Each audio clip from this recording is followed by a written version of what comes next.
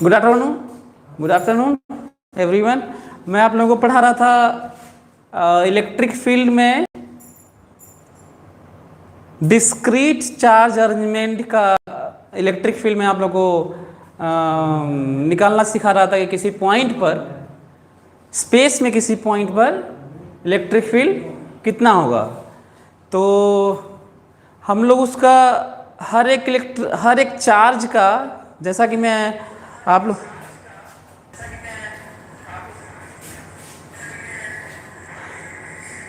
लोगों को बताया था कि हर एक चार्ज का इलेक्ट्रिक फील्ड या पोटेंशियल या किसी चार्ज पर फोर्स इंडिविजुअली सुपरपोजिशन के तौर पे सबका अपना अपना होता है, किसी और से किसी का इफेक्ट नहीं होता, पर नेट लेते हैं। जैसे कहीं पे भी किसी बॉडी का स्टडी करना होता है न्यूटन्स लॉज ऑफ मोशन को लेकर, तो हम लोग नेट फोर्स लेते हैं, फिर F बराबर ma लगाते हैं, जिसके कारण एक्सेलरेशन होता है।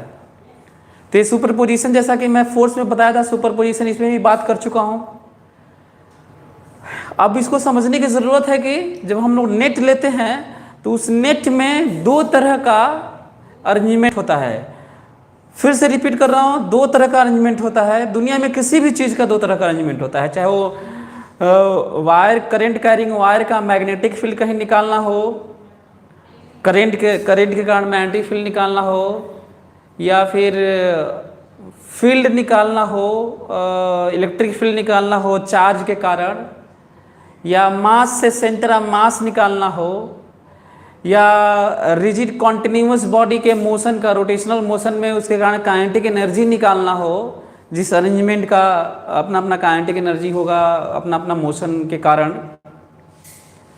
तो दो तरह के अरेंजमेंट की बात होती है, और ये मैं इसलिए ऐसा बातचीत कर रहा हूँ ताकि आपके दिमाग में रहे कि जिस अरेंजमेंट का हमें कुछ प्रभाव, कहीं पे कुछ निकालना है, इफेक्ट निकालना है, कोई क्वांटिटी निकालनी है, तो हमें कैसे सोचना चाहिए। तो हमें नेट के नाम पर हम सम करते हैं, साइंस में, फिजिक्स में सम करते हैं। वो सम हम लोग सम के नाम पर हम लोग समेशन और इंटीग्रेशन के नाम से जानते हैं। तो समेशन जब डिस्क्रीटनेस होता है अरेंजमेंट में, डिस्क्रीटनेस मतलब गैप के थ्रू, यहाँ पे चार्ज है, यहाँ पे चार्ज है, ऐसे चार्ज है, और उसका जो इलेक्ट्रिक फील्ड होता है किसी पॉइंट पर, तो हम लोग समेशन करते हैं। और जब हम कॉन्टिन्यूस डिस्ट्रीब्यूशन होता है कहीं पे किसी भी चीज़ का, मास का, चार्ज का, करंट कैरिंग वायर्स का, या किसी भी चीज़ का, तो हम इंटीग्रेट करते हैं, वो भी एडिशन ही होता है। सो हम लोग पढ़ेंगे electric field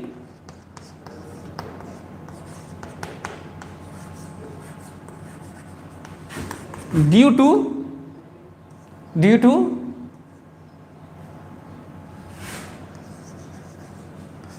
continuous distribution of charges या of charge।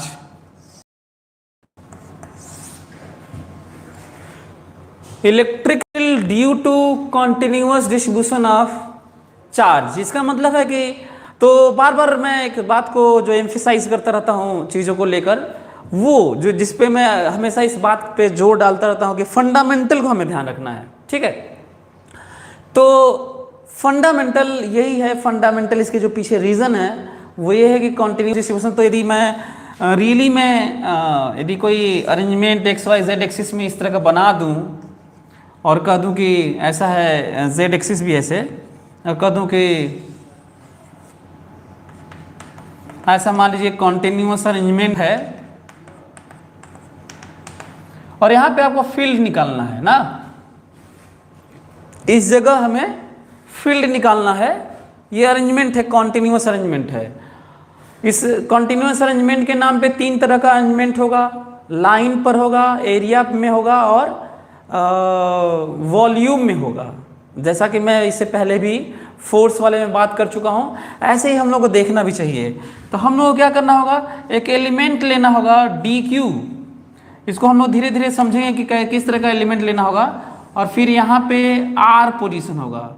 यहाँ पे फील्ड की, और इसका प्लस जो डी क्यू प्लस चार्ज है इसका इधर की तरफ डी ई फील्ड होगा, और ई नेट होगा, जो ई नेट होगा वो होगा summation of D E vector.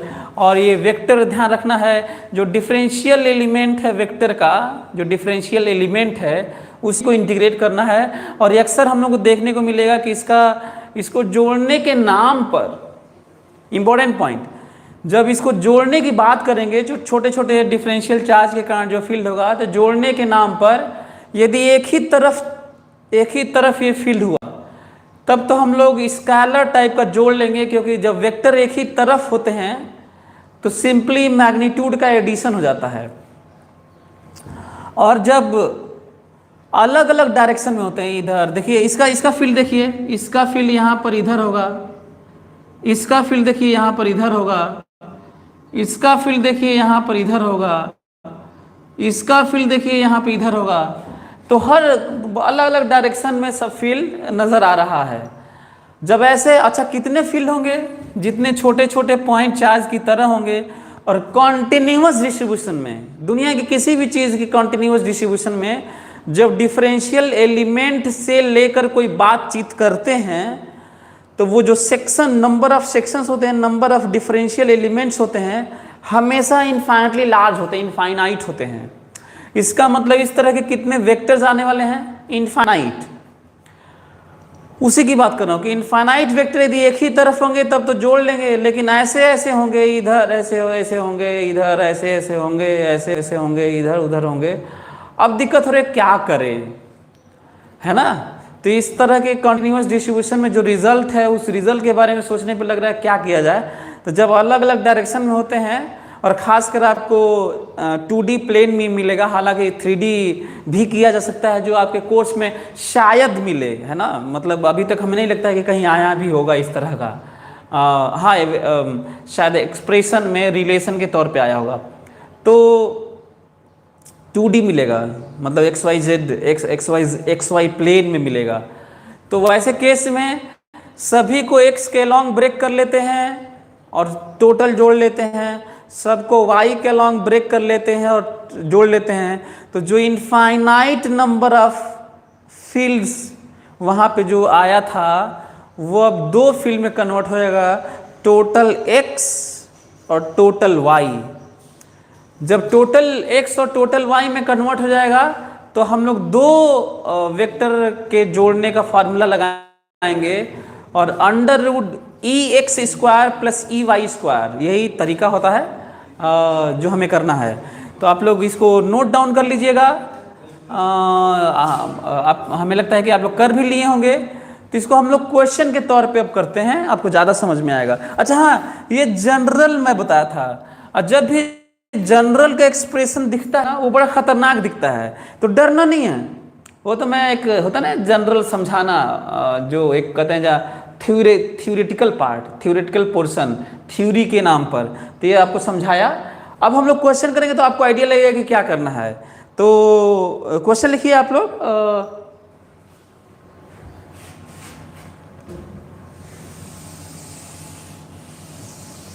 Question है कि find electric field, find electric field at point P in each case.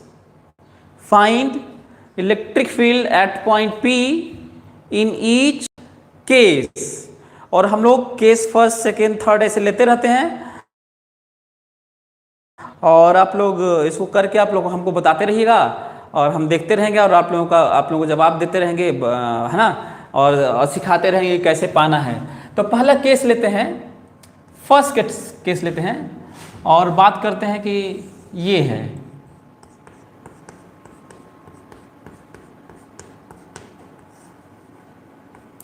Infinite तक ऐसे है, और लेमडा अरेंजमेंट है, और कोई हमसे कह दिया है कि यहाँ पर बताइए डिस्टेंस D है या A है, जो भी कह लीजिए, और पॉइंट P है।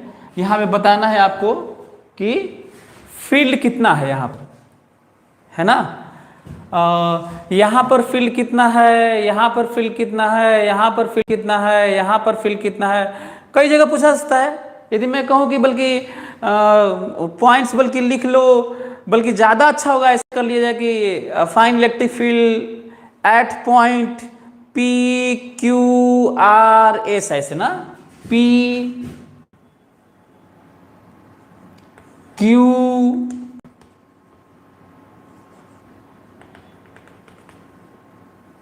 यहाँ पे बात कर लेते हैं, आर यहाँ पे बात कर लेते हैं, एस, है ना। अच्छा, मैं ऐसा इसलिए बात कर रहा हूँ क्योंकि अरेंजमेंट यही रहेगा और यहाँ पे कहा जा सकता है कि यहाँ पर इसी के कारण जो ये चार्जेस हैं, इन्हीं के कारण यहाँ फील्ड बता दीजिए, यहाँ फील्ड बता दीजिए, यहाँ फील्ड बता दीजिए, यही फील्ड बता दीजिए, कहीं और भी थीटा एंगल पे कोई पूछ ले कि बता दीजिए, अंदर में यहाँ पे बता दीजिए ना। सो बहुत सारी पॉसिबिलिटी है और इसी पे मैं बात भी करूँगा।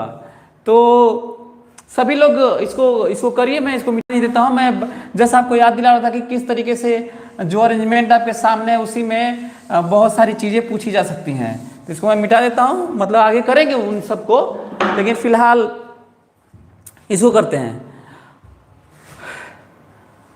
अब समझते हैं जो हम लोग फिर से वो याद दिला दूं कि यहाँ पे चार्ज, यहाँ पे कुछ नहीं है तो फील्ड बताना है, यहाँ पे चार्ज रखते तो उस पर फोर्स पूछते, जो कि हम लोग फोर्स में कर चुके हैं, इसको रिवीजन भी मान सकते हैं।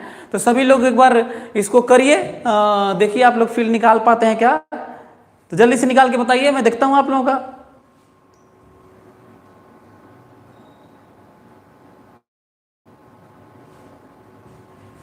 अच्छा हाँ, कुछ बच्चों का मैसेज आ रहा है कि शुरू से पढ़ाइए, है ना।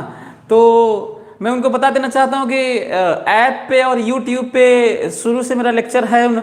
जो लोग नया ज्वाइन कर रहे हैं उनको बहुत कम समझ में आने वाली है मेरी बातें, तो आप लोग शुरू से देख लीजिए। शुरू से मैं पढ़ाऊँगा तो जो बच्चे पढ़ते आ रहे हैं ऑलरेडी, बहुत सारे बच्चे, अब उनके लिए वो फिर उन्हें रुकना होगा, तो ये सही नहीं है। बल्कि ज़्यादा अच्छा है कि आप लोग फटाफट 2-3 दिन के अंदर वो फटाफट पीछे का देख लीजिए। बहुत न्यूमेरिकल भले ही बहुत सारा करवाया, पर पढ़ाने के नाम पे तो मैं चार्ज के बारे में बताया हूँ, कूलॉम्स लॉ बताया हूँ और इलेक्ट्रिक फील्ड बताया हूँ, जिसको बहुत सारे टीचर्स 1-2 दिन में ही पूरा खत्म भी कर लेते हैं। तो न्यूमेरिकल छोड़ के यदि आप यहाँ पे आना चाहते हैं, जो एक ही तरह की बात होगी फोर्स की तरह, आप पकड़ भी लेंगे बातों को। जल्दी से आप लोग, जो लोग नए हैं वो लोग पीछे के वीडियोस को देख लें और थोड़ा ऐसे देखें कि बस वो चार्ज समझ जाएं, शुरू वाला कूलॉम्स लॉ समझ जाएं, एक आध दो क्वेश्चन देख लें, और फिर वो इलेक्ट्रिक फील्ड क्या होता है वो वाला चैप्टर देख लें, और फिर उसके बाद फटाक से इसको देखने की कोशिश करें, और बाकी अपना धीरे धीरे रहेंगे तो मेरे साथ पैरेलल वो चल पाएंगे। चलिए देखते हैं अब इसको करने का, है ना। अब यदि आप लोगों की मैं होता, इसको सोच रहा होता, तो मैं ऐसे करता कि मैं यहाँ से x दूरी पर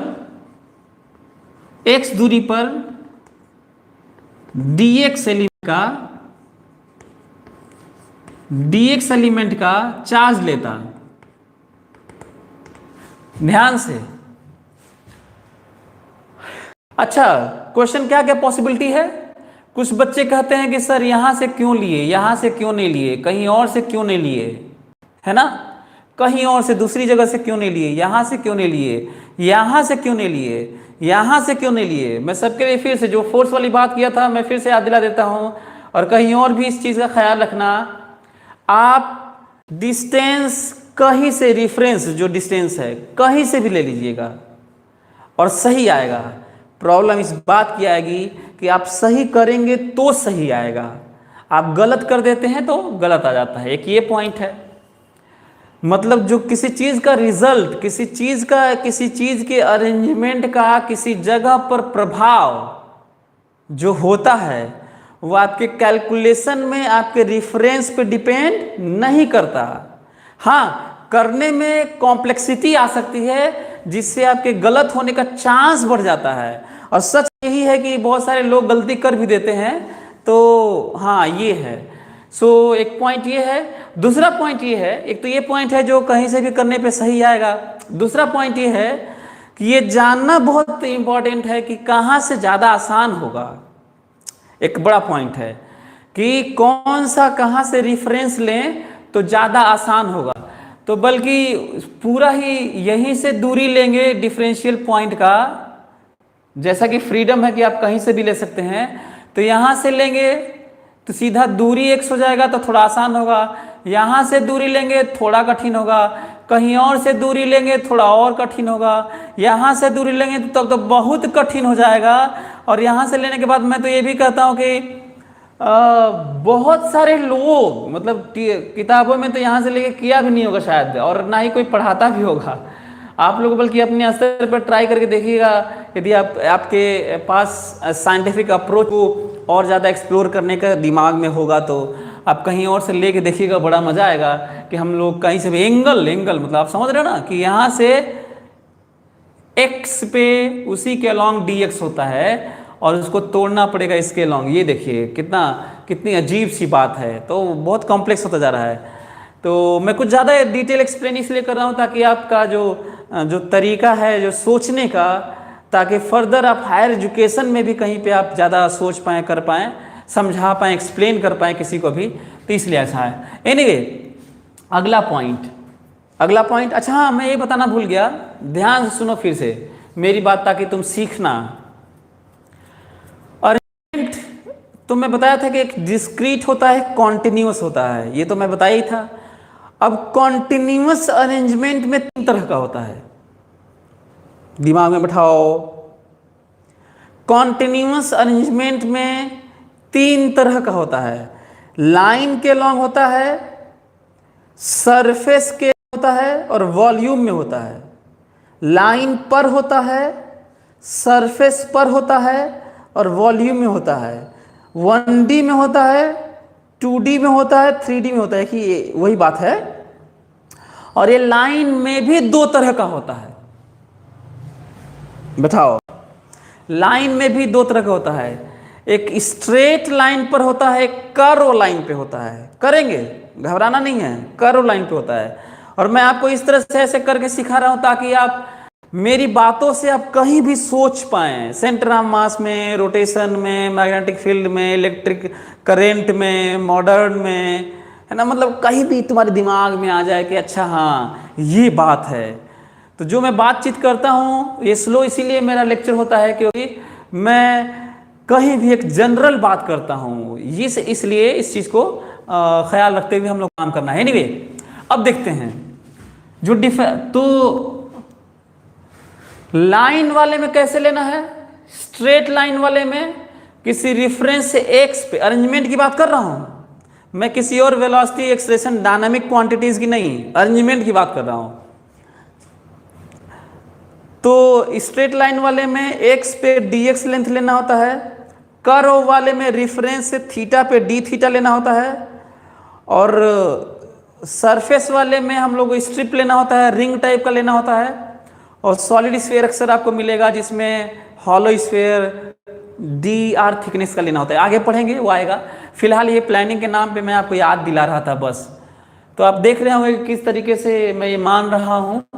और यहाँ पे तो बताओ ये पॉइंट चार्ज, ये थ्योरी क्या कहती है कि इतना छोटा होता है कि इसको पॉइंट चार्ज माना जा सकता है, dq पॉइंट चार्ज है। और पॉइंट चार्ज का ही हमारे पास फील्ड है जिसको मैं dE कह रहा हूं। अब जरा देखो तो इसको मैं सोच कैसे रहा था, इस पॉइंट पर इसका फील्ड इधर ही होगा, इसका फील्ड यहाँ पे होगा, इसका फील्ड अवे होगा, इसका भी फील्ड यहाँ पे अवे होगा, इसका भी फील्ड यहाँ पर अवे होगा। पहले तो हमें ये सब मानने से पहले हमें यही सोचना चाहिए था कि हर चार्ज का यहाँ पे फील्ड अवे ऐसे होगा, पर निकाले कैसे, तो ये तरीका है निकालने का। मतलब पहले ये सोचना चाहिए था जो हम फील्ड को जानते हैं। तो ऐसे इनफाइनाइट छोटे छोटे पॉइंट चार्ज होंगे। और दूसरा एक और पॉइंट है, भले ही कॉन्टिन्यूअस अरेंजमेंट है पर हमारे पास फील्ड के नाम पर जो फार्मूला है वो बस पॉइंट चार्ज का फार्मूला है।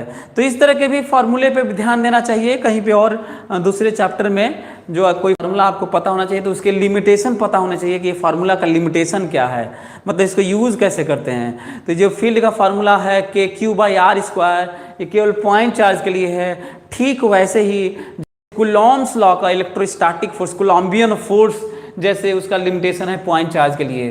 तो आप देख रहे होंगे तो ऐसे कितने कितने फील्ड इधर की तरफ आएंगे यार, इनफाइनाइट फील्ड आएंगे, सबका इधर ही है। मैं तो कहता हूँ उसमें भी सबसे ज़्यादा फील्ड इसी का होगा जो सबसे नज़दीक है। थोड़ा दूर कम हो जाएगा, इसका थोड़ा और कम होगा, इसका थोड़ा और कम होगा, इसका थोड़ा और कम होगा, इसका थोड़ा और कम होगा, पर होगा इधर ही। और जब वेक्टर से एक ही तरफ होते हैं तो स्केलर की तरह मैग्नीट्यूड केवल जुड़ते हैं, हमेशा नहीं।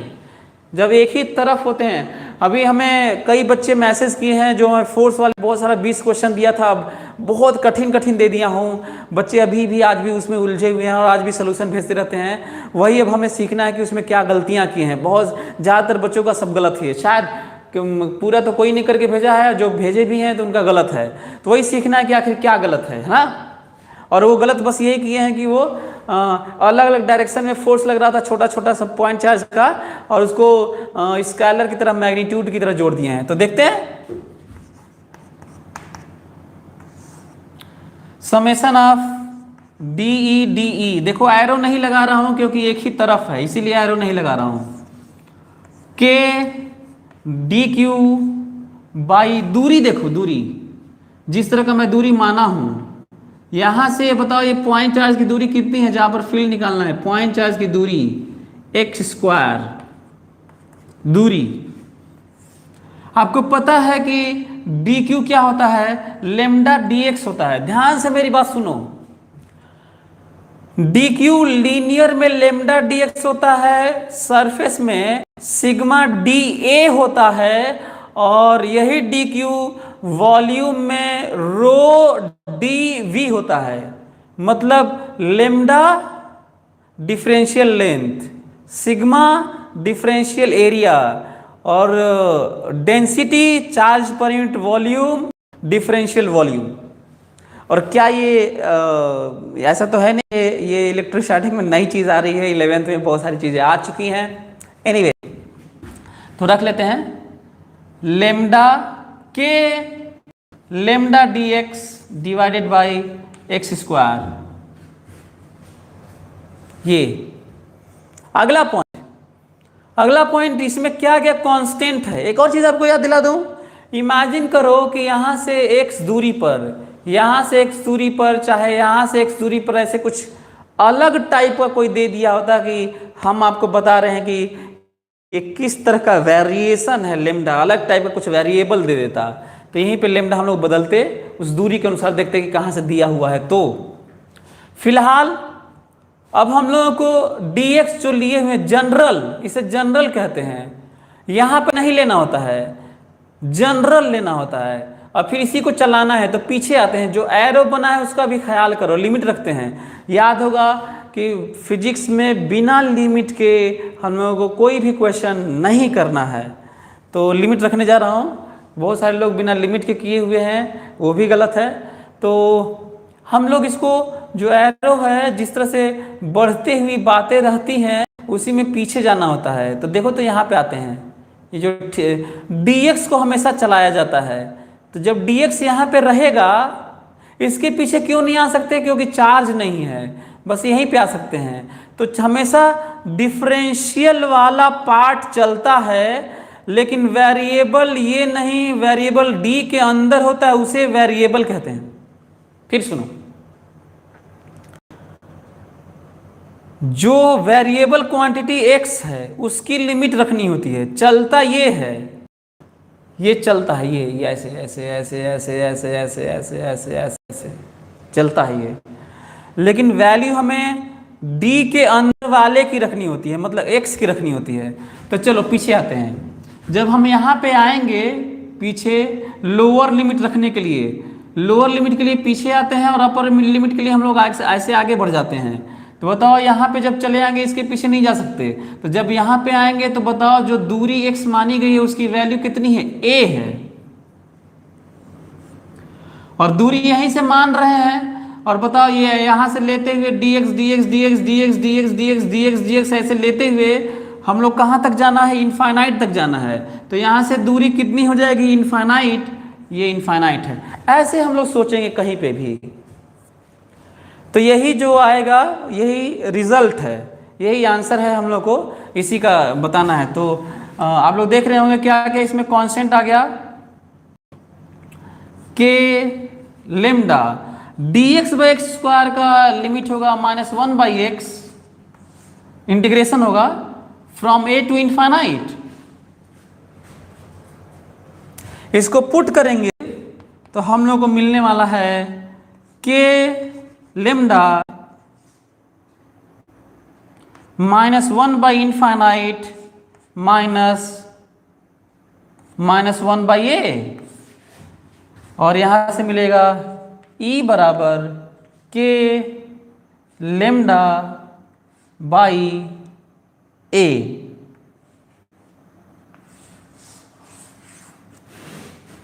या फिर इसको ऐसे भी लिख सकते हैं कि lambda by 4 pi epsilon not a। ये समझना है और यही आंसर है। अब बहुत सारी पॉसिबिलिटीज हैं इसमें वैल्यूज रख के। अब ये हो सकता है कि ई हम दे दें तो आप ए बता दें, ई हम दे दें तो आप लेमडा बता दें, है ना, और इसके ग्राफ की बात कर लें, ये भी हो सकता है। तो ये समझना है ना, lambda by 4 pi epsilon not a, और ये जो वैल्यू है आ गया। हाँ, यदि कोई कर दिए कि ई अगेंस्ट ए खींचो, ई और ए का ग्राफ खींचें, ई और ए का, तो खींच सकता है, ग्राफ भी खींच सकते हैं, ये समझना है ना। ठीक है, ई अगेंस्ट ए ग्राफ, तो ई अगेंस्ट ए ग्राफ खींचेंगे तो देखेंगे 0 हो जाएगा इनफाइनाइट जाते जाते। शुरू में इधर आने पे तो इनफाइनाइट होने लगेगा जब यहाँ पे टच कर रहा होगा। तो ये भी एक पॉइंट है जो हम लोग ध्यान रख सकते हैं। अच्छा हाँ, इमेजिन करो कि ये नहीं है, इसको आप लोग नोट डाउन कर लीजिए। और यदि मैं बात करूं कि इसको हम लोग ऐसे नहीं करते हैं, इसको हम लिमिट कर देते हैं, ठीक है, इसको लिमिट कर देता हूं मैं, और इसको कह देता हूं, जरा ध्यान से सुनना,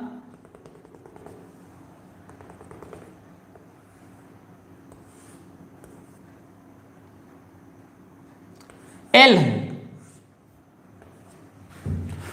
यदि मैं कह दूं कि एक रॉड है जिस पे लेमडा है ना, और ये एल है, ये तो जरा देखो तो हम लोग क्या करना होगा इसके लिए। अच्छा हाँ, आपको याद है, आप लोग घर पे कर लीजिएगा, इसके बजाय यहाँ भी डिस्टेंस लिया जा सकता था, यहाँ से भी लिमिट बदलना होगा। और मैं फोर्स में कर चुका हूँ इसलिए फील्ड में नहीं कर रहा हूँ, क्योंकि हर जगह सब करना अच्छी बात नहीं है। तो आप लोग देख लीजिएगा इसको भी, है ना। दूसरा, अब बताओ इसके लिए हम लोग क्या बदलाव करें। तो आप देखिए, यही लिखना होगा, पर ये जो फील्ड लिखे हैं उसमें लोअर लिमिट के नाम पर x तो a होगा, पर जब अंतिम वाला यहाँ पर dx लेंगे तो यहाँ से दूरी बताओ, अपर लिमिट, यहीं से ना दूरी लिए हुए हैं हम लोग, तो अपर लिमिट कितना हो जाएगा। ये देखो यहाँ से a प्लस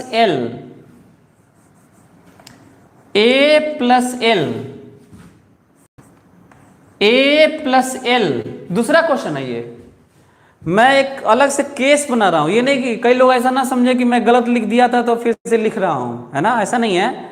मैं बता रहा हूं कि जब ये फाइनाइट लेंथ का होगा तो क्या होगा। ऐसे केस में होगा, ये होगा a प्लस एल, और हम लोगों के पास रिजल्ट होगा इसको आप लोग सॉल्व करिएगा, तो आप लोगों को मिलेगा E बराबर के लेमडा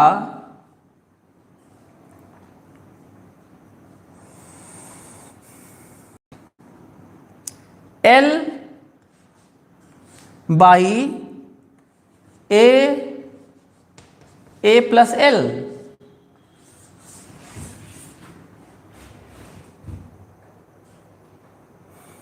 एक ये पॉइंट है ना, इसको भी समझने की ज़रूरत है। ये भी रिजल्ट अपने आप में एक इंटरेस्टिंग पॉइंट है, इसका भी ग्राफ खींचा जा सकता था। इमेजिन करो कि अच्छा इसको क्रॉस चेक करें, क्रॉस चेक किया जाए, इसको क्यू लेमडा को भी हटाया जा सकता है। जैसे एग्जांपल लेते हैं, आप लोगों को ज़्यादा समझ में आएगा। एक काम करते हैं, एल को इनफाइनाइट कर देते हैं, लिमिट आप पढ़ लिए होंगे तो ये यूज़ कर सकते हैं। क्या हम लोग ये लिमिट ले सकते हैं? क्या हम लोग ये बात कर सकते हैं कि एल टेंडिंग टू इनफाइनाइट तो क्या होगा? हाँ, तो एक काम करते हैं, ऊपर नीचे एल डिवाइड कर देते हैं और देखते हैं कि क्या आ रहा है। ये देखो तो के lambda A by L plus 1 दिख रहा होगा। अब जरा बताओ तो, यदि एल इनफाइनाइट करोगे, यहां से एल में हटा दिया ताकि इनफाइनाइट बाई इनफाइनाइट ना है। एल इनफाइनाइट करोगे तो इनफाइनाइट बाई इनफाइनाइट आने लगेगा। उसी से बचा रहा हूं आपको ऐसे, इसी तरह लिमिट भी जाता है। अब बताओ तो, यदि एल इनफाइनाइट करोगे तो देखो ये 0 हो जाएगा और के लेमडा बाई ए आ जाएगा। देखो जो कि आना चाहिए था, यही हम लोग पढ़े भी थे, के लेमडा बाई ए पढ़े थे। एक ये पॉइंट है जो जानना था, ठीक है। एक और पॉइंट ध्यान रखा जा सकता है, जरा देखो तो, यदि हम लोग इसको कहें कि एक नया केस बनाते हैं। इमेजिन करो कि यहां पे लेमडा नहीं, यहां पे क्यू है, यहां पे क्यू है, यहां पे लेमडा नहीं, यहां पर क्यू है। तो ये नहीं कि अब इसके लिए क्या करें, तरीका वही है, चार्ज पर यूनिट लेंथ ही निकालने से होगा। तो लेमडा दिया है, बहुत बढ़िया। नहीं दिया है, क्यू दिया है, यूनिफॉर्मली डिस्ट्रीब्यूटेड दिया है, तो भी तो लेमडा निकाल सकते हो। जब चीजें यूनिफॉर्म, किसी लाइन पर यूनिफॉर्म डिस्ट्रीब्यूशन हो, किसी एरिया पर यूनिफॉर्म डिस्ट्रीब्यूशन हो, किसी वॉल्यूम पर पूरा यूनिफॉर्म डिस्ट्रीब्यूशन हो, तो लाइन पर होता है तो total charge by total length होता है, एरिया पर होता है तो total charge by total area होता है, और वॉल्यूम में होता है तो total charge by total volume होता है। तो यदि ऐसा है तो ठीक है, तो वो भी रख लेते हैं, उसकी वैल्यू भी लिख लेते हैं। इसको मिटा देता हूं। अब आप लोग लिख लिए होंगे, ऐसा मैं सोच रहा हूं। और वैल्यू है, ये देखो मैं लेमडा हटाने जा रहा हूं। अब लेमडा को मैं कह रहा हूं क्यू बाई एल है। तो बताओ हम लोग के पास एक्सप्रेशन कितना था? हम लोग के पास था के lambda L by A plus L था। यहां पे रख लेता हूं, लेमडा की जगह क्यू बाई एल रख लेते हैं। तो K Q by L into L divided by A plus L, and it comes out how much? K Q by A plus L. अच्छा, मैं इतना वेरिएशन क्यों करवाता रहता हूँ पता है? मैं इसलिए आप लोगों को करवाता रहता हूँ ताकि मैं आपको बता सकूं कि क्वेश्चन कैसा भी क्यों ना है, ऐसा ना हो कि हम लोग को एक तरह का रिजल्ट याद रहे, चाहे एक तरह का पैटर्न निकालने का याद रहे। भले ही हम लोग पूरे क्लास में एक क्वेश्चन करें, फर्क नहीं पड़ता, लेकिन उस यदि हम लोगों को अप्रोच मालूम चल जाता है तो हम लोग पूरे फिजिक्स को, पूरे साइंस को उसी सिमेट्री से, उसी नज़रिए से, उसी वे से देख सकते हैं। तो इस बात में मैं ज़्यादा इम्फेसाइज करता रहता हूँ, जिसको आप लोगों को नोटिस करना चाहिए। अच्छा हाँ, जरा देखो तो, इमेजिन करो कि एल हम 0 कर दें, तो आपको नहीं लगता है पूरा चार्ज यहीं इकट्ठा हो जाएगा? एल 0 कर दें तो आपको नहीं लग रहा है कि यहीं पे चार्ज इकट्ठा हो जाएगा? यदि एल 0, क्रॉस चेक बता रहा हूँ, सब ये सारी चीज़ें जो बातचीत कर रहा हूँ क्रॉस चेक बता रहा हूँ, ताकि आप लोग ऑप्शन देख के भी आपका हाई लेवल थॉट, जो केस बना, हाईएस्ट लेवल होता है ये, साइंस की जर्नी में या साइंस के कॉन्सेप्ट में, ऑब्जर्वेशन में, विजुअलाइजेशन में, इमेजिनेशन में केस सबसे ज़्यादा इंपॉर्टेंट होते हैं। केस का ही स्टडी कर करके नए नई चीज़ें चली आई। जब नए ऑब्जर्वेशन हुए तो नई नई डिस्कवरीज हुई। मैक्सवेल एक बड़ा नाम है इलेक्ट्रोडायनामिक्स में, इलेक्ट्रोमैग्नेटिज्म में बड़ा नाम है, जिन्होंने गॉस को, एम्पियर्स को करेक्ट कर दिया, कहा कि ये स्टैटिक तरीके से सही है, जब डायनामिक होगा तो कुछ और भी बातें होंगी जो टर्म छूट रहे हैं। तो उन्होंने कहा कि आप सही तो हैं आप लोग, पर एम्पियर्स को कहा, गॉस को कहा आप सही तो हैं पर कंप्लीटली नहीं, कंडीशनली सही हैं। तो साइंस में ऐसा ही रहा है कि चीज़ें कंडीशनली बाद में ट्रू हो गई, पहले तो यूनिवर्सली मानी गई। इनका भी, न्यूटन का भी ऐसे ही माना गया कि भाई यूनिवर्सल ग्रेविटेशनल लॉ है, कूलॉम्स लॉ यूनिवर्सल लॉ है, इस टाइप का। बाद में इनको लिमिट कर दिया आइंस्टाइन ने आकर के, नहीं भाई ऐसा नहीं होता है, चार्ज पर फोर्स नहीं लगाता बल्कि वो क्रिएट करता है फील्ड, जिसकी बात अभी हम लोग कर रहे हैं।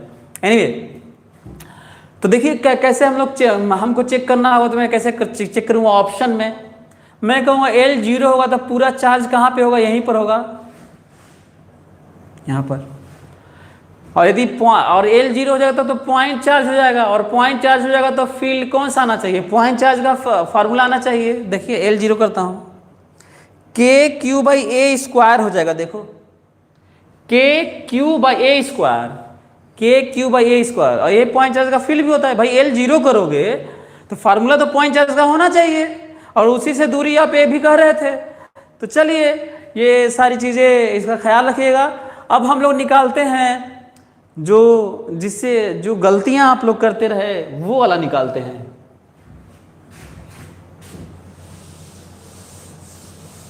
तो ये सारे केसेस थे जो आप लोग को जानना चाहिए।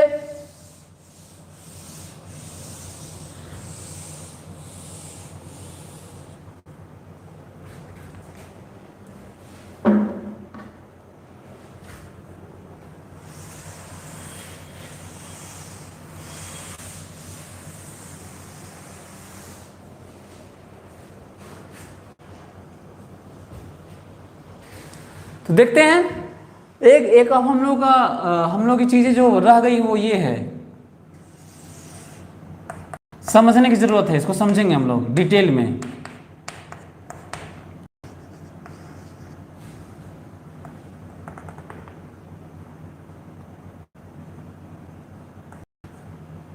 कहा जा रहा है लेमडा है, और यहाँ पे इस P पॉइंट पर फील्ड बताना है।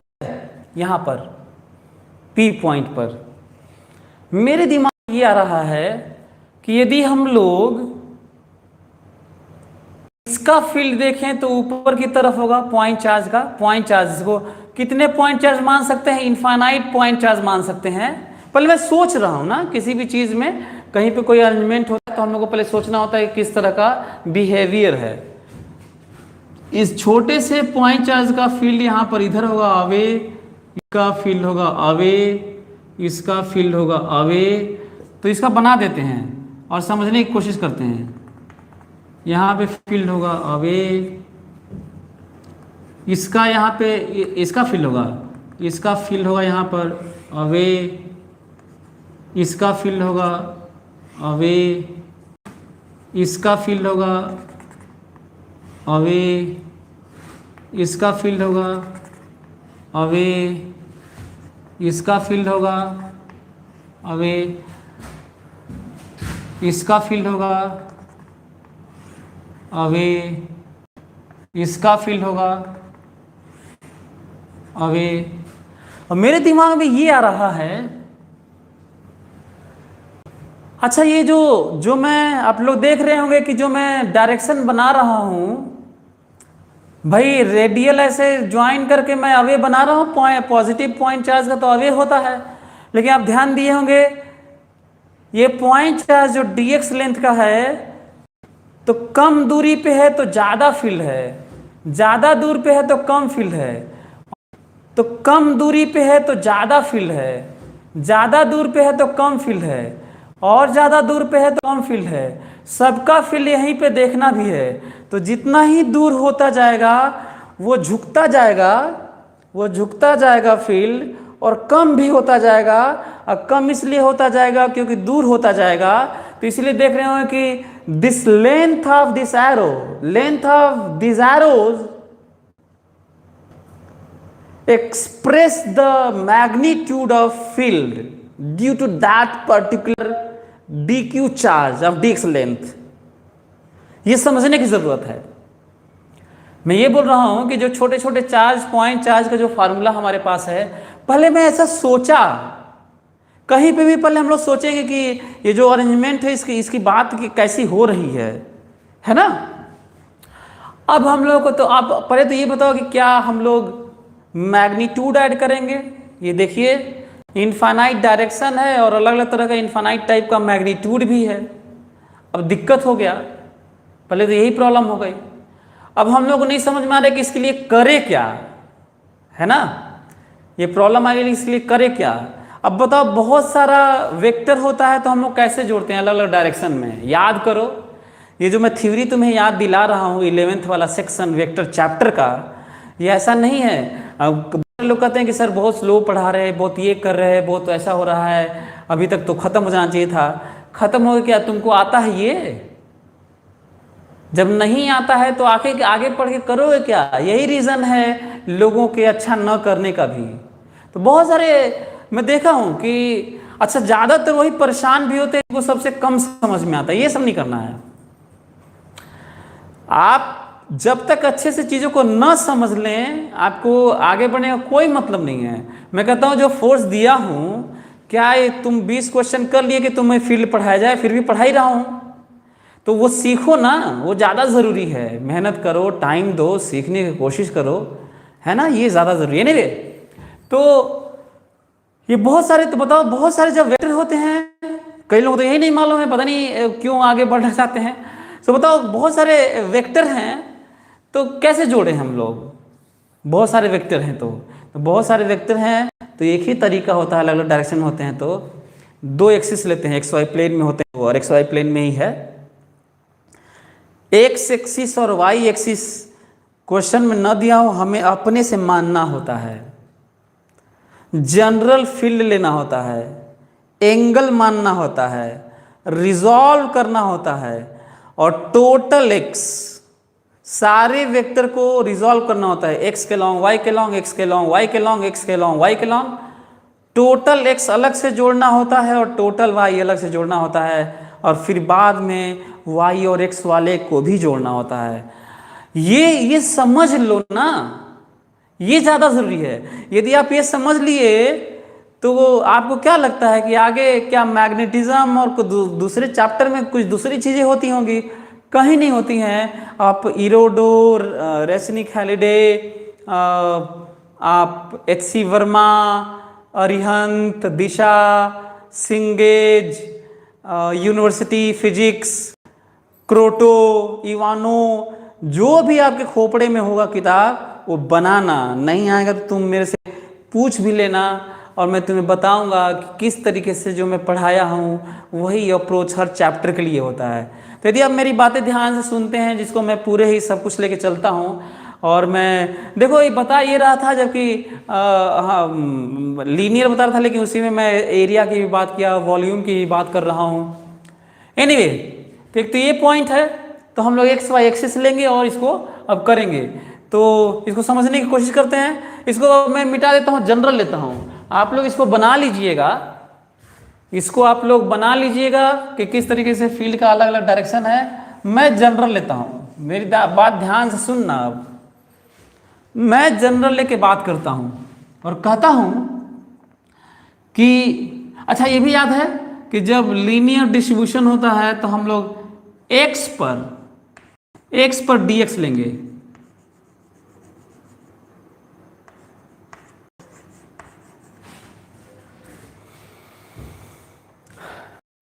x पर dx लेंगे और ये देखो, ये जो यहां से दूरी है, यहां से ये देखो e है, de है, और ये देखो इसको मैं x मान रहा हूं, इसको y मान रहा हूं। ये देखो इसको मैं थीटा मान रहा हूं, तो ये भी थीटा है, आमने सामने। क्या क्या नोटिस आप लोग कर रहे हैं, ध्यान दे रहे हैं आप लोग? मैं कर रहा हूँ कि एक्स और वाई मैं अपने से माना हूँ, ये आपको भी समझना होगा कहीं और। थीटा मैं अपने से माना हूँ, एक्स मैं अपने से माना हूँ, डी एक्स मैं लिया हूँ, लेमडा हालांकि दिया था, डी मैं अपने से माना हूँ। और इसलिए माना हूँ क्योंकि मैं इस पर सोच चुका हूँ कि बिना तोड़े इंटीग्रेट किए और टोटल एक्स और टोटल वाई अलग अलग निकाले बिना रिजल्ट आने वाला नहीं है। तो एक काम करते हैं फिर यहाँ पर, अच्छा हाँ यही वाला मैं फोर्स में कई बच्चों को नहीं आ रहा था, तो जो मैं फील्ड निकालूंगा उसी में यहाँ पे रखा हुआ चार्ज क्यू नॉट को मल्टीप्लाई कर देना, उस जो फील्ड आएगा उसी में क्यू नॉट मल्टीप्लाई कर देना ऊपर में, और आंसर हो जाएगा फोर्स का। ठीक है, इसका ख्याल रखना। तो इधर की तरफ है, जो इधर की तरफ आ रहा है वो है डी कॉस थीटा, और इधर की तरफ आ रहा है D sign theta. D cos theta और डी साइन थीटा, ये जो दिख रहा है उसको हमें कैलकुलेट करना है। जरा देखो तो, मैं नहीं चाहता वो जो छोटा छोटा फील्ड आप लोगों को ऑब्जर्व विजुअलाइज करवा चुका हूं मैं, ऐसे ऐसे ध्यान दिए होगे तुम लोग, तो मैं इसमें इंटरेस्टेड नहीं हूं। हर फील्ड का जो इधर इधर इधर इधर ही जिनका सबका कंपोनेंट आया होगा उस सबको मैं जोड़ने जा रहा हूं। मैं बिल्कुल नहीं देखना चाहता कि वाई वाला क्या है, कितना है, क्या हो रहा है। मैं केवल ये निकालना चाहता हूं जो तुम्हें समझने की जरूरत है, ई एक्स निकालना चाहता हूं, that is D E x D E x D E x D E x D E x D E x d x and so on, and that is DE sin theta, DE sin theta, DE sin theta. What is value this R? What is value of DE? इस छोटे से charge का जो इस DQ charge है, जो lambda DX है, इस छोटे से चार्ज का यहाँ पे DE फील्ड बताओ कि क्या लिखूं? तो DE फील्ड लिखो K lambda DX DQ, k d q by दूरी का स्क्वायर, दूरी आर है, r square sine theta. What is value of sine theta? जरा देख के बताओ तो यहां से, what is value of sine theta? इस राइट एंगल ट्राइंगल में 90 डिग्री है, ये ए है, ये एक्स है, ये आर है, तो साइन थीटा तो परपेंडिकुलर बाई हाइपोटेनस, और वैल्यू आ गया lambda k x d x by r cube, और इसकी वैल्यू आ गई, इसकी वैल्यू आ गई क्या क्या इसमें कांस्टेंट है, लेमडा के कांस्टेंट है, और ये आ गया एक्स डी एक्स बाई, जब नोटिस करोगे तो देखोगे आर क्या है, आर है अंडर रूट एक्स का स्क्वायर प्लस वाई का स्क्वायर,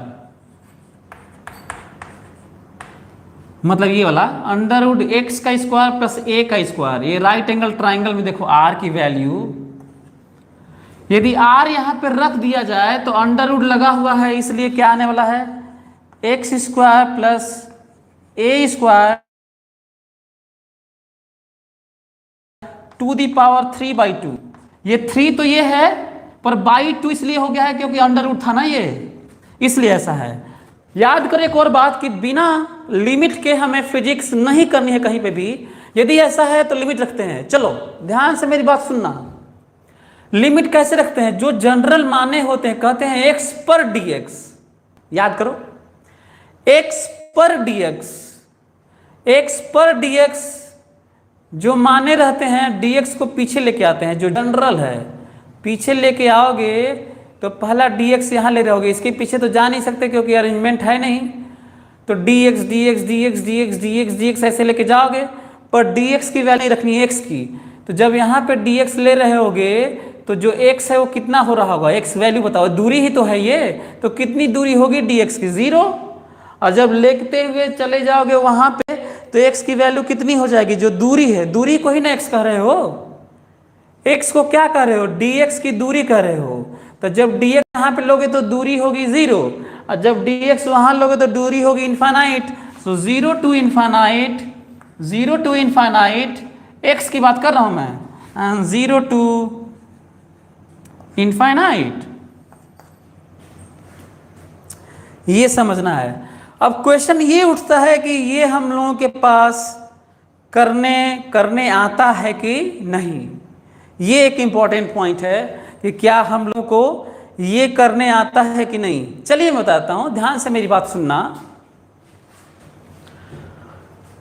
जब भी x square plus a square का एक्सप्रेशन कहीं पे भी इंटीग्रेशन में दिखे, हालांकि ये मैथ्स का पार्ट है फिर भी मैं आप लोगों को बता रहा हूं, जहां पे भी एक्सप्रेशन आपको ये दिखे वहां पर x की वैल्यू इस टर्म में tan थीटा रखा करो ना, tan अल्फा या tan थीटा।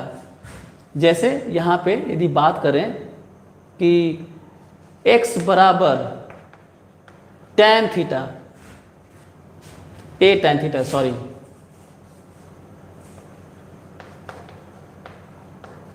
यहां पे थीटा की जगह अल्फा भी रख सकते थे। यहां पे थीटा इसलिए सही हो जा रहा है क्योंकि देखो tan थीटा बराबर x बाई ए है। देखो tan थीटा बराबर x बाई ए है, तो यहां पे सही हो जा रहा है, तो थीटा भी लिख सकते हैं। आपका मन करता है अल्फा भी लिख सकते हैं, फर्क नहीं पड़ता। फिलहाल थीटा के नाम पे सही हो जा रहा है तो ठीक है, नहीं तो मैथ्स में तो हम लोग कुछ भी मान सकते हैं, क्योंकि थीटा तो हम लोग को अलग से अपने से मानना था। एक ये पॉइंट है। तो take d both side, d x बराबर ए तो कांस्टेंट है, ऐसा tan थीटा का डिफरेंशिएशन हो जाएगा सेक स्क्वायर थीटा और d theta. Take d, d यहां डी यहां, टेक डी, कई लोग इसको कम समझ पाते हैं। टेक डी,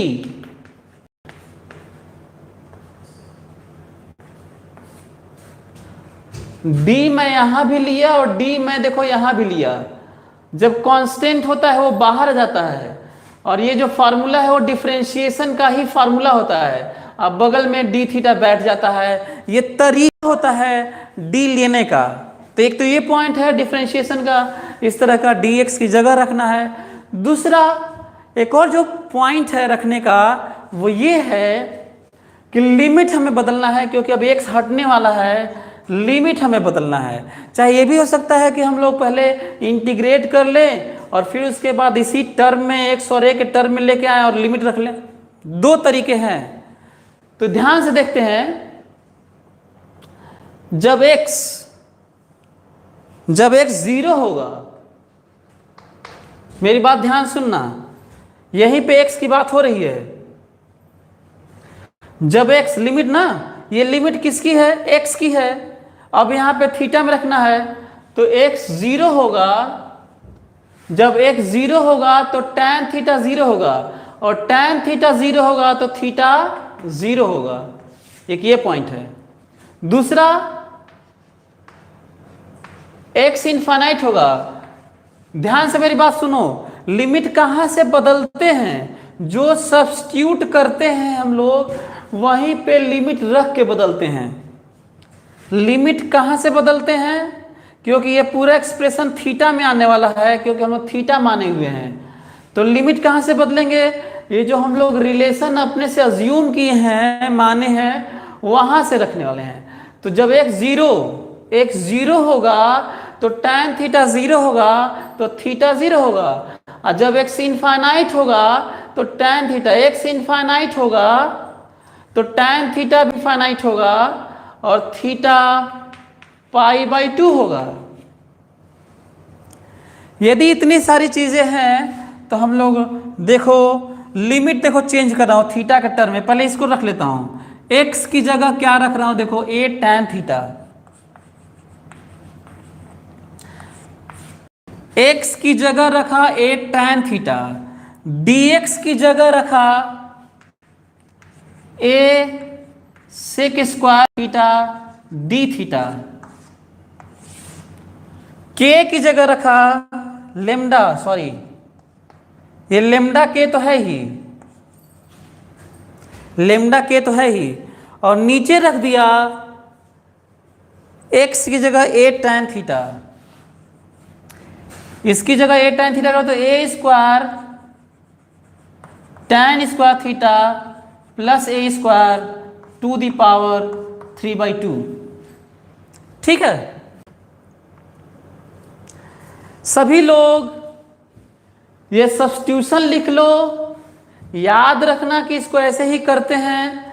लिमिट कैसे चेंज की जाती है, लिमिट कहाँ से चेंज की जाती है, जो अज्यूम करते हैं वहाँ से चेंज की जाती है, मैथ्स का पार्ट है। और फिर सब्स्टिट्यूट करने के बाद एक्सप्रेशन देखो, सबका सब थीटा के टर्म में चला आया है, जिसमें से लिमिट रखना है 0 to π/2। यहाँ देखो x का लिमिट था, अब यहाँ पर थीटा की लिमिट हो गई है, ये समझना है। ठीक है, अब हम लोगों को ये तुम लोग लिख लिए होगे, तो मैं अब इसको मिटाने जा रहा हूं और इसकी वैल्यू हम लोग देखते हैं कि क्या आ रहा है।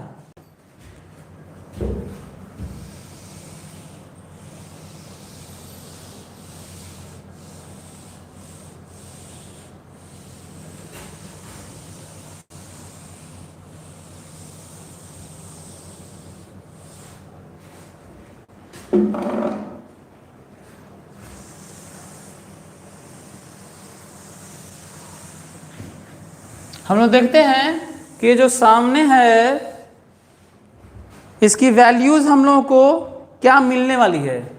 ये देखो तो जरा, Ex बराबर लेमडा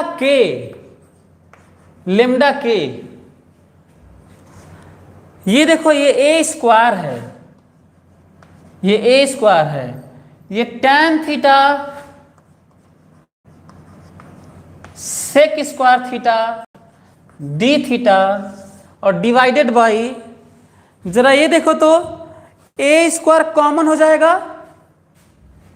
ये वाला a स्क्वायर कॉमन हो जाएगा, a स्क्वायर और ये हो जाएगा tan स्क्वायर थीटा प्लस 1 हो जाएगा, और पूरा होल टू दी पावर 3/2 होगा। इसका मतलब फिर से आएगा लेमडा के a स्क्वायर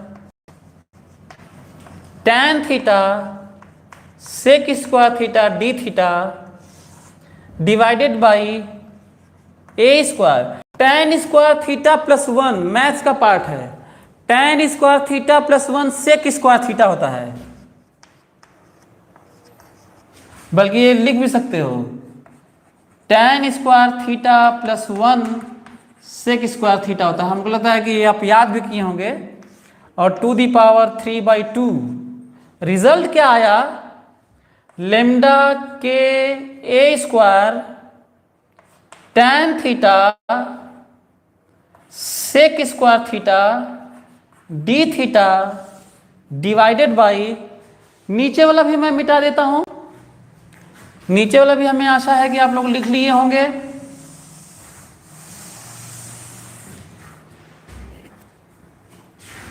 और नीचे वैल्यू देखो, ये दोनों जगह स्क्वायर है तो ये वाला कैंसिल होने वाला है, और नीचे आने वाला है a cube sec cube theta. ये देखो स्क्वायर और एक क्यूब कैंसिल हो गया, ये वाला a बचेगा, ये वाला है ना यहाँ पर, यदि हम लोग इसको देखें तो, और ये भी कैंसिल होगा, तुम्हें मिलेगा लेमडा के, अच्छा हाँ हम लोग लिमिट भी रखना था ना, ये जो वैल्यू है ये इंटीग्रेशन में 0 to π/2, 0 to π/2, 0 to π/2, 0 to π/2, lambda k tan theta by sec theta d theta, नीचे a आ रहा है, बचा हुआ है। अब देखो तो 0 to π/2 lambda k tan theta की वैल्यू है sign theta by cos theta d theta, और नीचे है ए 1/cos थीटा। ये 1/cos थीटा ऊपर जाएगा, cos थीटा कैंसिल हो जाएगा, तुम्हें मिलेगा लेम्डा के केवल साइन थीटा डी थीटा मिलेगा, और इसका इंटीग्रेशन होगा फ्रॉम 0 टू π/2।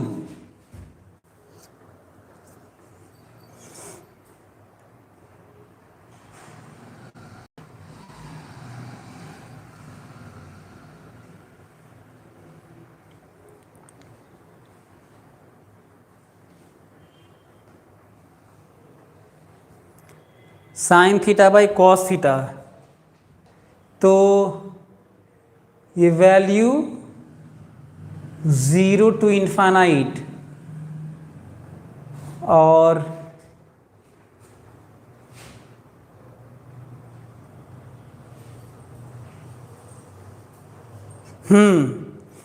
तो साइन थीटा डी थीटा, तो रिजल्ट क्या आया, ये वैल्यू आएगा लेम्डा के माइनस कॉस थीटा इंटीग्रेशन। यहां पे लिख देता हूं मैं, ये आप लोग लिख लिए होंगे ऐसा मैं सोच रहा हूं। तो वैल्यू जो आ गई अब रिजल्ट EX है। अच्छा, मैं बहुत सारे स्टेप्स को मैं छोड़ भी सकता था, लेकिन आप लोगों को हर एक पार्ट समझाने की कोशिश कर रहा हूं। ये लंबा सा कैलकुलेशन है, तो अब ठीक है, इसको बहुत छोटा मैं इसको चौथे पार्ट में मतलब 1/4 पार्ट में कर सकता था। तो ये देखिए lambda K sine theta d theta का इंटीग्रेशन होता है minus cos theta from 0 to π/2 by ए,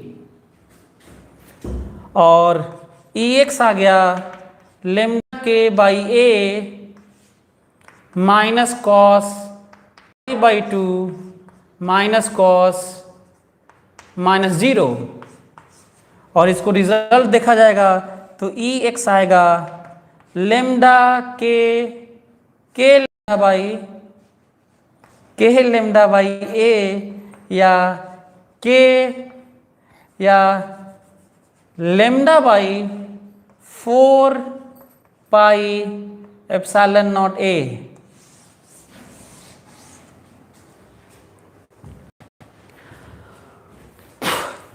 ये जो आप लोगों को दिख रहा है, जो रिजल्ट इतने मेहनत इतने मशक्कत के बाद आया है, इसको हमें नहीं लगता है कि कहीं पे आपको इस तरह का डिराइव करने की ज़रूरत पड़ेगी, न कंपटीशन में न कहीं और। लेकिन हाँ, इसमें कोई दो राय नहीं है कि ये तरीके को जानना बहुत ज़रूरी है। जिस तरह का फील्ड अपना प्रभाव अलग अलग डायरेक्शन में दिखा रहा था, उसके लिए हम लोग किए क्या हैं, है ना।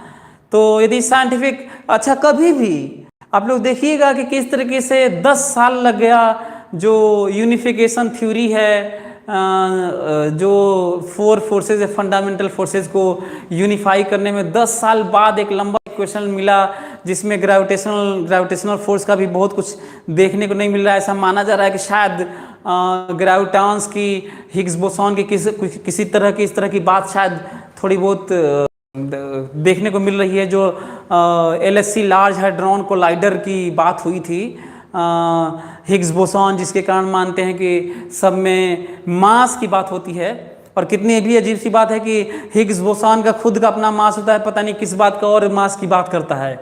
कि कितने सरप्राइजिंग, कितना वंडरफुल साइंस है।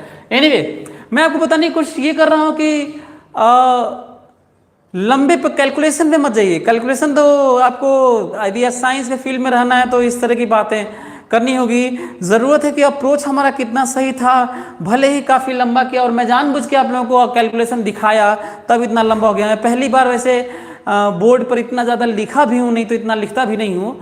नहीं तो सीधा मैं कह देता हूँ कि उसका रिजल्ट मतलब कह देता कि इसको घर पे करना, इसका रिजल्ट ये आएगा।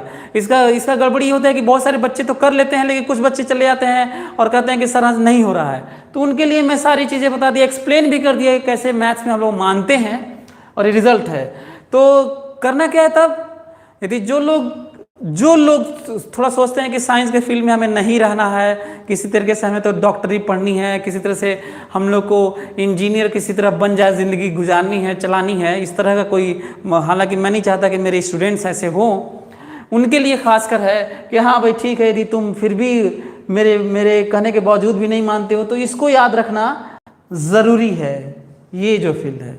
दूसरा, एक काम करना, और इसलिए भी मैं ज़्यादा मेहनत किया कि मैं तुम्हें ये बताना चाहता था कि जो एक एक स्टेप जो माना, जो मैं ये लिखा, जो ये हुआ, एक एक स्टेप तुम इसके लिए निकालना। मैं ये वाला निकाला हूँ, मैं केवल ये वाला निकाला हूँ। देखो कितना बड़ा ये क्वेश्चन है। इमेजिन करो कि अभी मैं EX निकाला हूँ, जितने भी फील्ड ऐसे ऐसे ऐसे ऐसे ऐसे ऐसे कुल लग रहे थे इनफाइनाइट डायरेक्शन में, इनफाइनाइट टाइप के, उनका सारा ये कंपोनेंट को जोड़ दिया हूँ। केवल यही कंपोनेंट जोड़ा, कितनी बार जोड़ा गया था ये, इनफाइनाइट टाइम्स, और रिजल्ट ये आया है। अब तुम्हें घर पे करना है ये वाला है, केवल जोड़ते रहना। जोड़ने का तरीका वही वाला है जो इसे किए हैं, और सरप्राइजिंग रिजल्ट आएगा।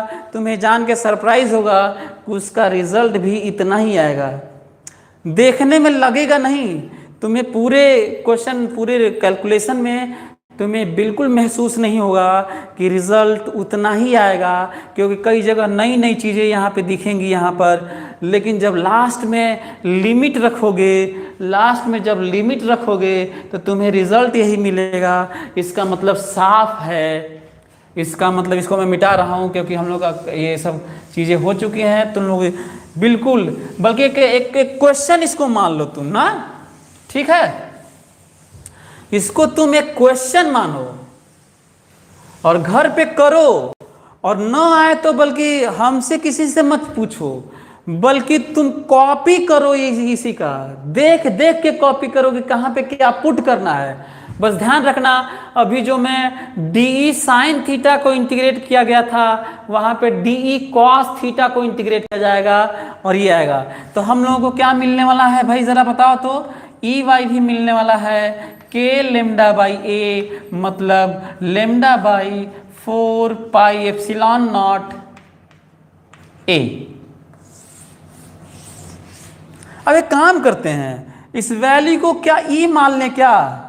यदि इसको E माना जाए तो क्यों ना इसको भी E माना जाए, और E की वैल्यू यही वाला याद रखा जाए, ताकि हम लोग कहीं और भी इस तरह बात कर पाएं। तो इस वैल्यू को क्या E माना जाए? यदि ये E है तो ये भी क्या माना जाए, E माना जाए। तो जरा देखो तो, अब हम लोग रिजल्ट की बात करते हैं। जरा देखो तो, फिर से मैं फोटो बना देता हूं ताकि तुम समझ सको। बताओ, यहां पर यदि ये E है, सॉरी, इधर भी E है और इधर भी E है, तो बताओ रिजल्टेंट पता है कि नहीं? बीचों बीच है, E नेट। फिर सुनो, यदि EX भी E है और EY भी E है, जब दो वेक्टर मैग्नीट्यूड में बराबर होते हैं तो उनका रिजल्टेंट बीचों बीच होता है, हमेशा बीचों बीच नहीं होता। तो ये कितना डिग्री पे है भाई? 45 डिग्री पे है, और E नेट है अंडर रूट EX का स्क्वायर प्लस EY का स्क्वायर, मतलब अंडर रूट E का स्क्वायर प्लस E का स्क्वायर, मतलब √2E है। इसका मतलब साफ है। What is value of net? √2 lambda by 4 pi epsilon not A। √2 lambda by 4 pi epsilon not A E। तो देखे कैसे मैं इनफाइनाइट फील्ड्स को रिजॉल्व किया, सबको इधर तोड़ लिया, सबको इधर तोड़ लिया, और ई एक्स और ई वाई निकाल दिया। ये जो तरीका है सोचने का बहुत सारे वेक्टर क्वांटिटी का, बात फील्ड की नहीं है, बात किसी भी वेक्टर क्वांटिटी की है, 3, 4, 10, 100 इन्फानाइट। तरीका यही है कि रिजॉल्व करते हैं, टोटल एक्स निकालते हैं, टोटल वाई निकालते हैं और फिर उनको ही फर्दर जोड़ लेते हैं, ऐसे जोड़ लेते हैं, हर जगह ऐसे ही जोड़ लेते हैं, चाहे वो ई हो, चाहे वो यहाँ पे वी लिख दो, वेलोसिटी लिखो, यहाँ पे फोर्स लिखो, यहाँ पे टॉर्क लिखो, यहाँ पे एक्सेलरेशन लिखो, यहाँ पे इम्पल्स लिखो, यहाँ पे मैग्नेटिक फील्ड लिखो, यहाँ पे टॉर्क लिखो, फर्क नहीं पड़ता, हर जगह इसी तरह की बात होती है। इसलिए मैं बार बार बोलता हूँ कि मैटर ही नहीं करता कि मैं आप लोगों को एक चीज़ ऐसे बताया यहाँ पे जो दिख रहा है, बल्कि हमें ये समझना है कि हर जगह, हर चैप्टर में, पूरे साइंस में एक ही तरह की बात होती है, सिमेट्री की बात होती है। यदि आप ये समझ गए तो हम लोग फिर इसी को यूज़ करके हम लोग आगे पढ़ेंगे, आगे क्वेश्चन दूंगा उसको करेंगे हम लोग। और तब तक आप इस पर सोचते रहिए, बचे हुए पार्ट को ई वाई को कैलकुलेट करते रहिए। अगले क्लास में हम लोग सीखेंगे, क्वेश्चन भी खूब सारा दे दूंगा, आप लोग उसको ट्राई करिएगा। तो आप लोग तब तक दूसरे चीज़ों को आप पढ़ते रहिए, डिस्क्रीट चार्ज के अरेंजमेंट वाला फील्ड निकालते रहिए और मिलते हैं अगले क्लास में। Thank you so much.